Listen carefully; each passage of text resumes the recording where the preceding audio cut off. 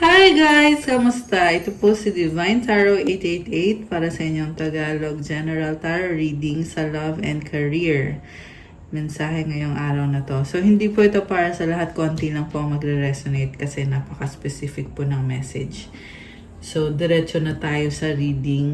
May cards na ako napili kanina. And may person dito na mabagal yung movement niya, pero may gusto sa'yo itong taong to. Okay? Gusto ka niya, mahal ka niya, yung nga lang, mabagal. Well, yun ang sabi dito, mabagal. So, this person is taking his time or her time para ayusin ang buhay niya. Pero gusto ka niya. And ngayon, gusto niya magkaroon ng bagong simula. So, unang card is the Fool. Gusto niya mag-reach out sa'yo. Gusto niya mag-reconnect kayo. And may mga gusto siyang sabihin. Gusto niya mag-risk para sa'yo. Pero at the same time, natatakot din siya. Vulnerable siya. So, parang feeling niya, sasaktan mo siya. Okay. 111 angel numbers on the screen. Ayan, guys. So, natatakot siyang masaktan. Kaya, medyo maingat. And then, we have 6 of Cups. Naalala niya yung mga memories niyo. At ngayon, ganun yung nafe-feel niya sa'yo. Sobra siyang nagki-care sa'yo. Gusto niya kung anong best para sa'yo. And, ang na-feel ko dito, mabait itong taong to. At least sa ngayon. Kasi hindi ko alam kung anong history niyo nitong taong to. Pero ngayon, ang feeling niya dito is gusto lang niya na makausap ka niya, kamustahin ka niya. Gusto niya magdala ng positive energy sa situation and bagong simula. Gusto niyang mag-try ulit pero hindi maalis yung takot. Okay? Pero yung sa pagtatry niya, parang hesitant din siya eh. Mukhang dahil nga din sa fear. Okay. We have Justice. Actually, nag-reverse to eh. So, baka may kadeal kang Libra. Meron din dito Water sign, Cancer, Pisces, Scorpio. Earth sign, Capricorn, Taurus, Virgo. Although this can be any sign. So, 10 of Pentacles and the Justice card. Gusto niyo magkaroon ng balance sa connection niyo kasi nakikita niya yung potential at mukhang may pinagsamahan na kasi kayo nitong taong to at gusto niya makipag-usap sa'yo pero yung nga lang may nakikita ko dito na may iba siyang inaayos sa buhay niya. Pero gusto niyang ipaglaban at balansehin yung sitwasyon. With this Justice card, this is someone strong and confident. Oh, naka-heal siya dito. So,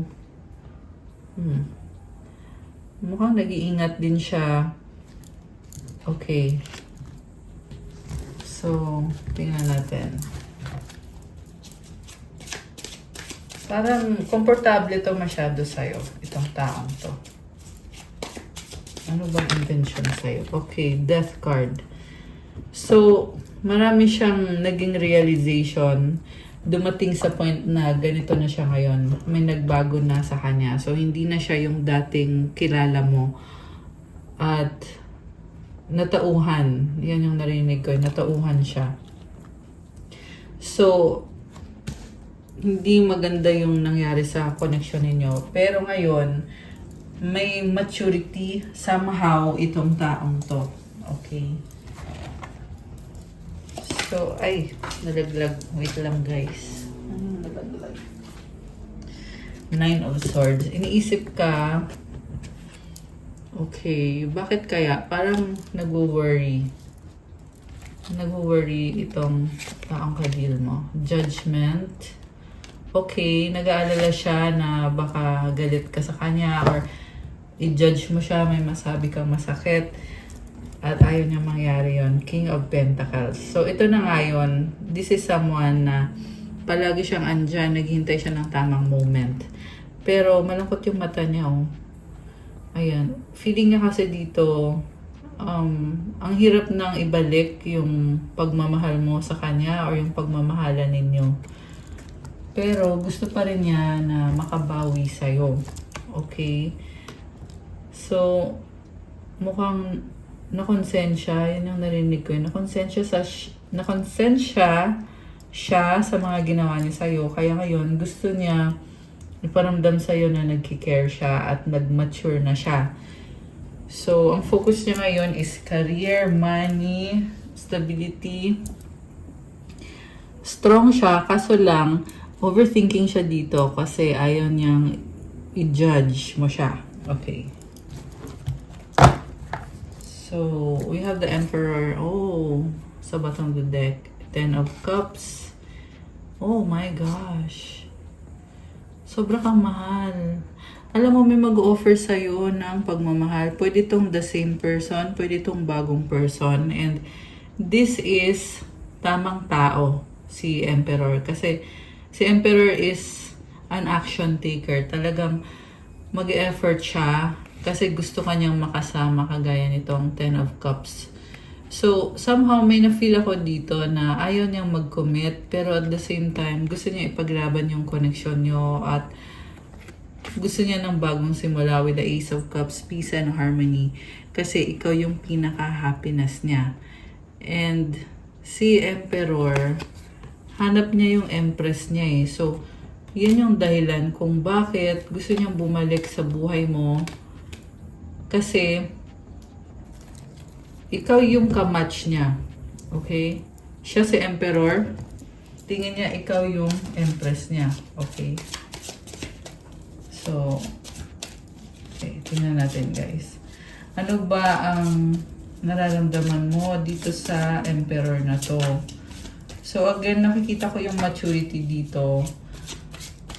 Pero, nakikita ko din, hindi naman siya perfect. Tsaka mukhang may iba siyang kadil. So, may Knight of Wands. Ang nakikita ko sa'yo, hindi buo yung loob mo dito sa taong to, the Hermit. Mas gusto mong mag-isa. And si Knight of Wands, nag-explore kasi to eh. So, siguro, magiging curious ka kung anong nangyari sa kanya, kung kamusta na siya, or ano na bang ginagawa niya sa buhay. Parang may mga tanong ka sa kanya. Tinitingnan mo lang, inoobserbahan mo lang. Kasi nag-explore ka, may iba ka pang mga options. Okay.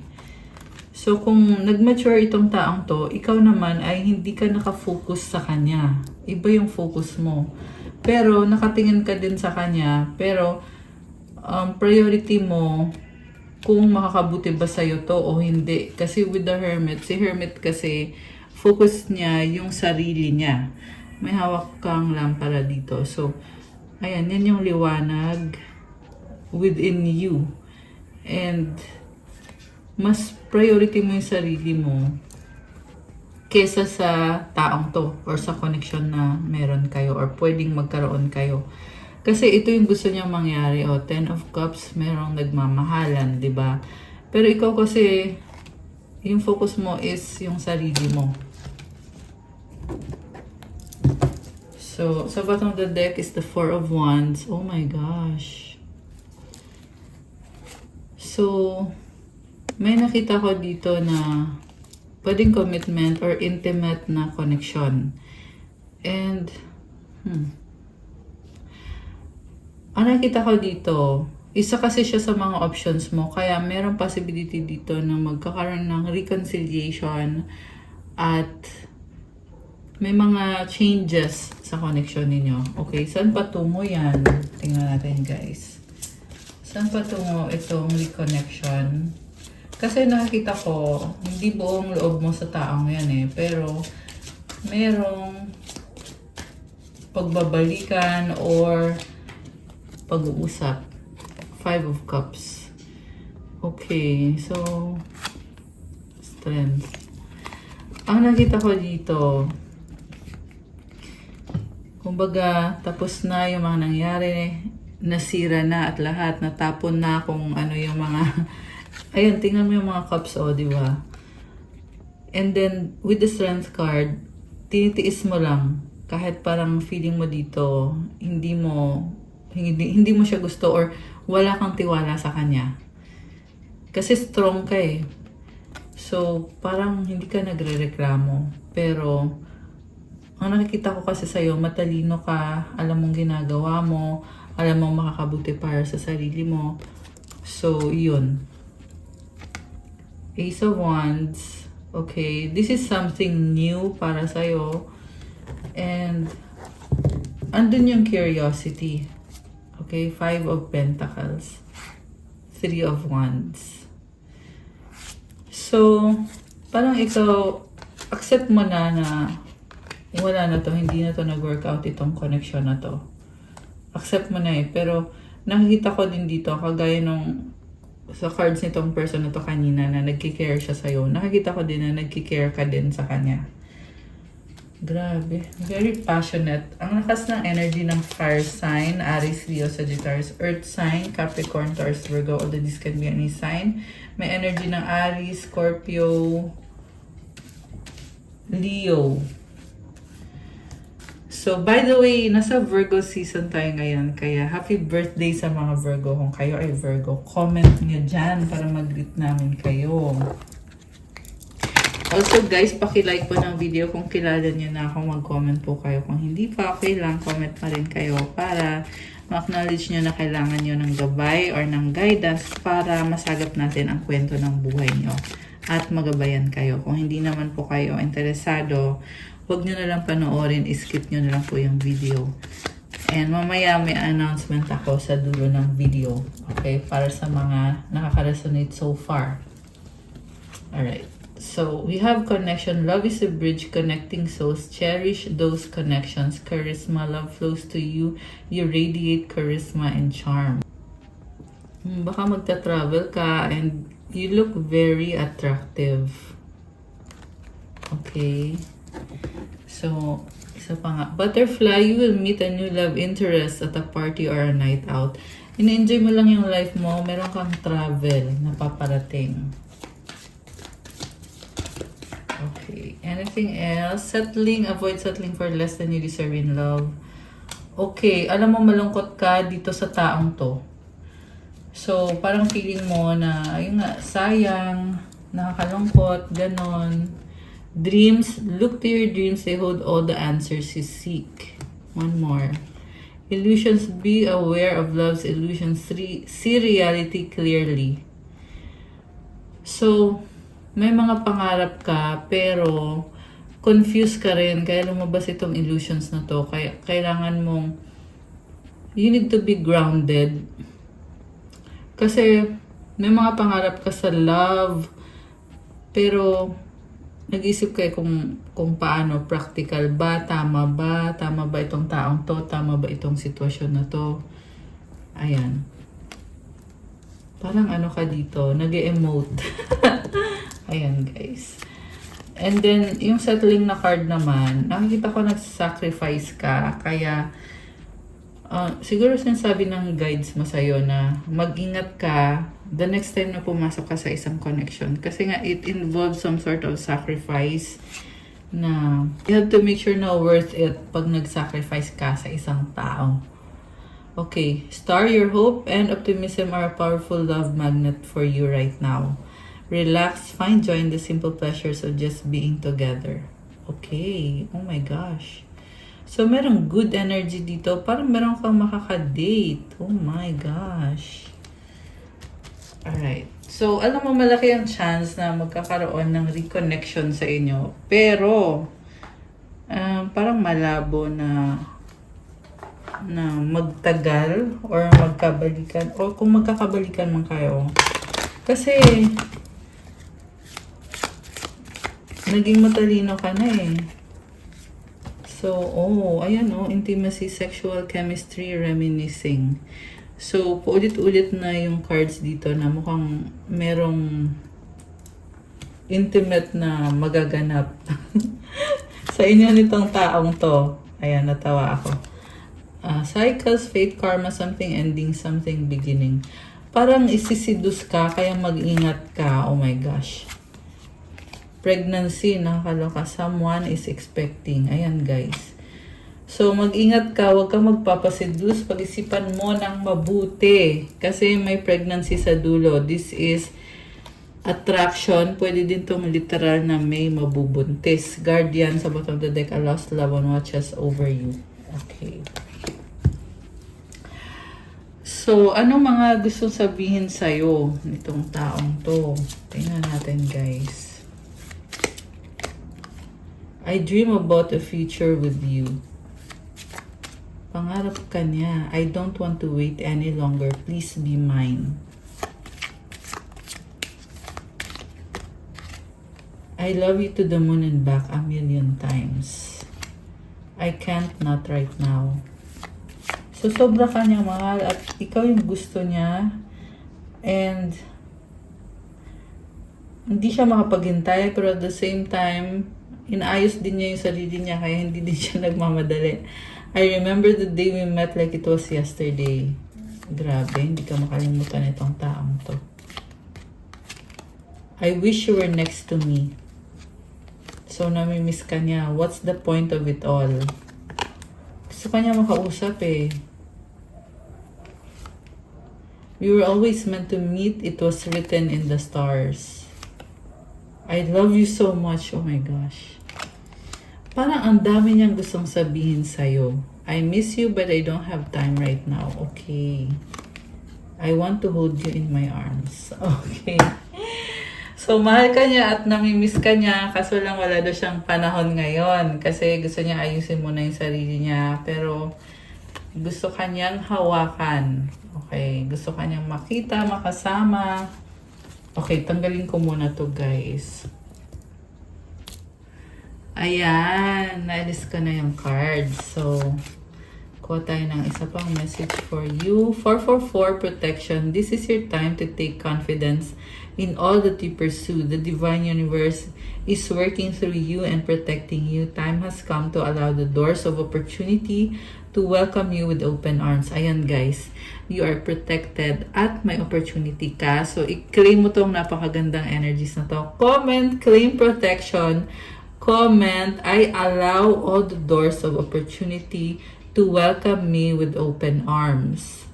Affirmation, I feel the loving care of the divine protecting me.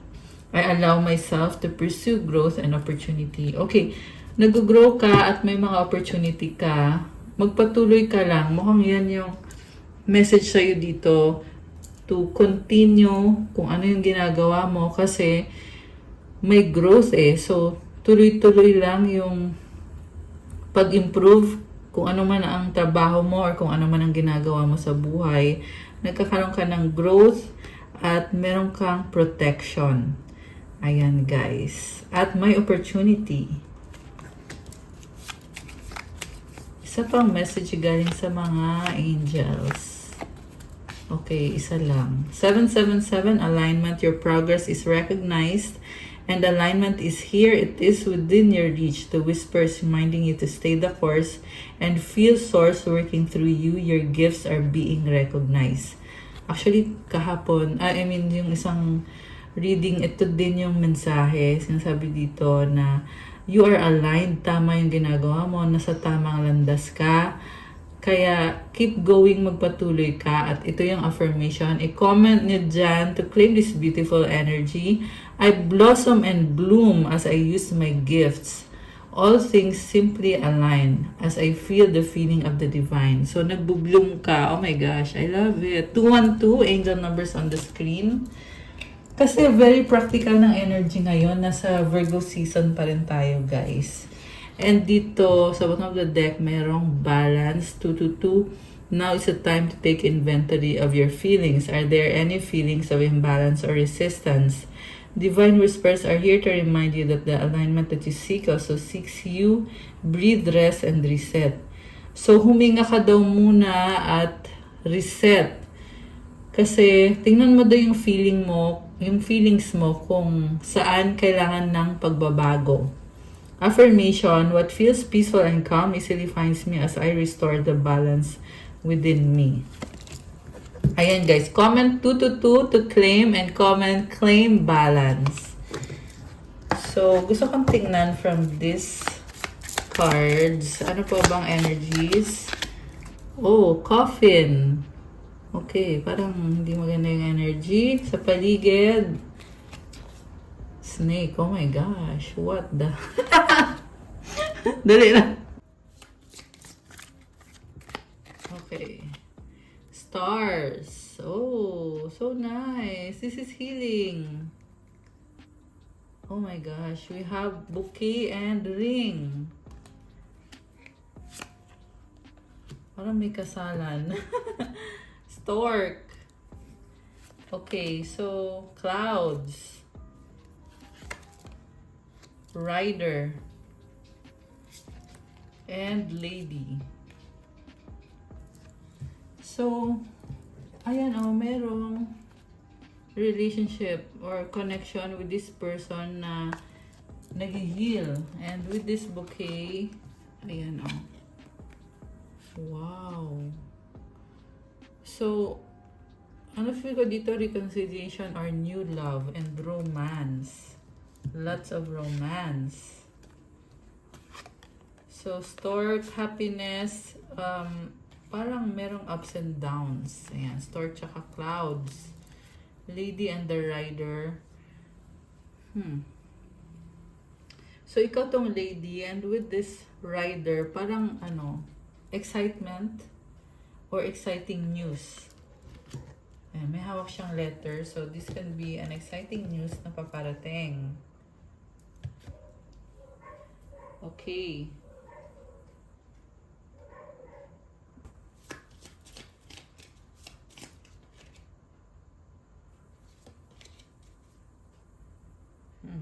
Nice. Ano pa ba ang mga mensahe galing sa taong kadil mo? Strong, mahal pa rin kita. Cheating, third party, I need you. So, it's a codependent connection. Ayan, merong third party. Codependent siya dun sa third party or silang dalawa sa isa't isa. Friends, getting to know, deadma. Gusto kita, attraction, thank you, next. Oh my gosh, ba't ganon? Parang this is someone na iba-iba yung options, nanonood, stalking you. Walang pag-asa. The one that got away. Muling ibalik, second chance. It's complicated options. Possible, pwede, not sure. Iniwan sa ere, hanging, hurt, healing.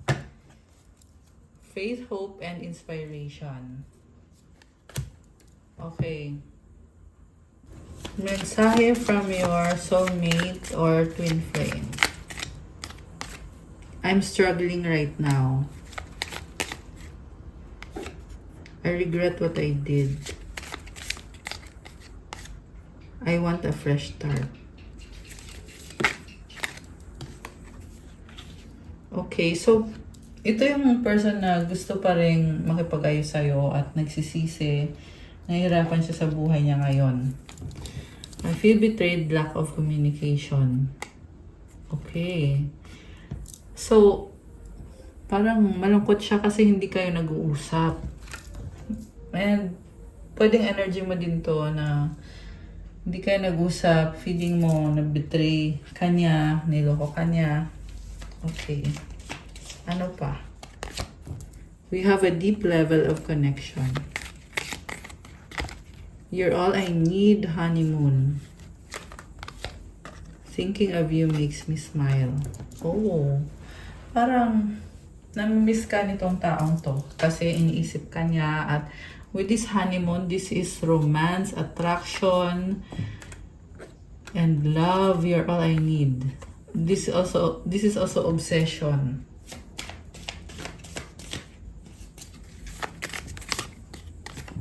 I don't believe you. Everything reminds me of you. I hate you. Okay, parang merong galit dito. We need a fresh start. I have so much things running in my head. So, ayan, childhood trauma. May nasense ako ibang energy na parang narcissistic. Okay? So, iwasan mo yan kung sino man yung narcissist na yan.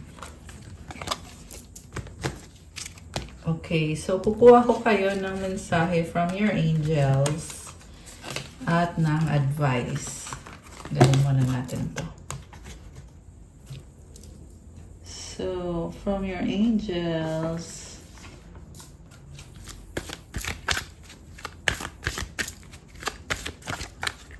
okay. Unconditional love. Oh my gosh, ang ganda naman ito. The Divine Mother. Thank you, Divine Mother, for helping me to give and receive the love I deserve. So, Mama Mary, yung nakikita ko dito. Divine Mother. I love it, guys. So, i-claim nyo tong napakagandang energy na to. Comment, thank you, Divine Mother, for helping me give and receive the love I deserve. Pwede din nilagay nyo dyan. Thank you, Mama Mary. Ayan. And then, spiritual support. Dear angels, I allow you to support me as I grow to become more spiritually aware. Wow, okay. So, mukhang lumalakas yung intuition mo. One more. The Divine Physician, Archangel Raphael. Thank you, Raphael, for shining your divine light upon my healthy body. Oh, nice. Okay. So, advice para sa mga divine beauties sa ating mga subscribers. Or, ito pala ay mensahe galing sa universe. My vibes speak louder than my words. Okay.